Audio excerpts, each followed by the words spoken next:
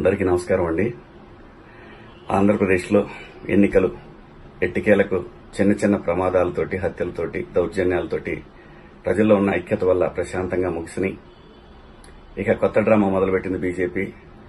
PARC అనేటటువంటి ఒక పేపర్ను తయారు చేసి వాళ్ళేదో గవర్నమెంట్ స్టాంపులో స్టాంప్ వేసి ఇదే రాజముద్ర అన్నట్టు 39 ఎన్డీఏ, 33 ఫెడరల్ ఫ్రంట్ అంటే కేసీఆర్ గారు 16, జగన్మోహన్ రెడ్డి గారు 17, 33 మొత్తం కలిపి 71 స్థానాలు, 72 స్థానాలు మాకు వస్తున్నాయి అని దేశవ్యాప్తంగా క్రియేట్ చేసి చూపించడానికి వాళ్ళు ఆడుతున్న డ్రామాలో ఆంధ్రప్రదేశ్ ను కూడా వాడుకుంటా ఉన్నారు. అంత సినిమా లేదండి. ఆంధ్రప్రదేశ్ లో ప్రజలు ఒకవైపు ఉన్నారు. ప్రజాప్రభుత్వం 23వ తారీఖు నాడు ప్రజల తీర్పుతో ఏర్పడబోతా ఉంది. ముఖ్యంగా 2 అంశాలు మనం గమనిద్దాం. ఒకటి, చంద్రబాబు నాయుడు గారిని ఓడించాలని మహిళలంతా అర్ధరాత్రి వరకు రోడ్డు మీద ఉండి జగన్మోహన్ రెడ్డి గారికి ఓటు వేయాలి. అంత దుర్మార్గుడు లేడు, చంద్రబాబు నాయుడు లాంటి దుర్మార్గుడు లేడని చెప్పి వేయాలి.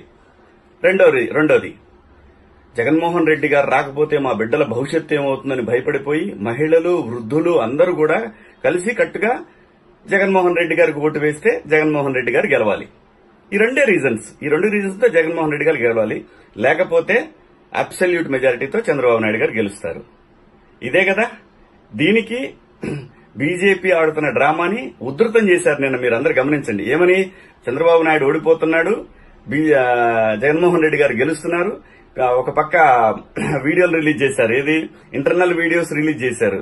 జగన్మోహన్ రెడ్డి గారు be the best CM for Andhra Pradesh అని చెప్పి ప్రశాంత్ కిషోర్ గారు పొగట్టం.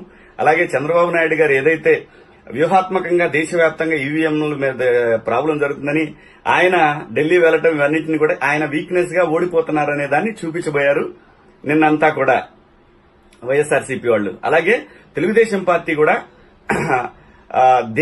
చంద్రబాబు నాయుడు గారి వ్యూహాన్ని గమనించలేక మీరందరూ కూడా భయపడిపోతా ఉన్నారు. ఎవరు భయపడాల్సిన పని లేదు. తెలుగుదేశం గాని వైసీపీ గాని భయపడాల్సిన పని లేదు.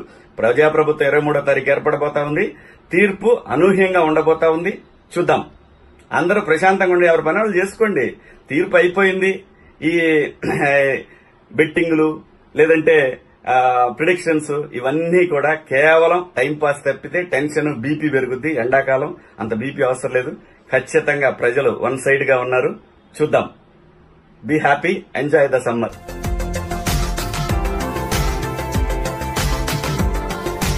మరిన్ని అప్డేట్స్ కోసం మా ఛానల్ ని సబ్స్క్రైబ్ చేయండి.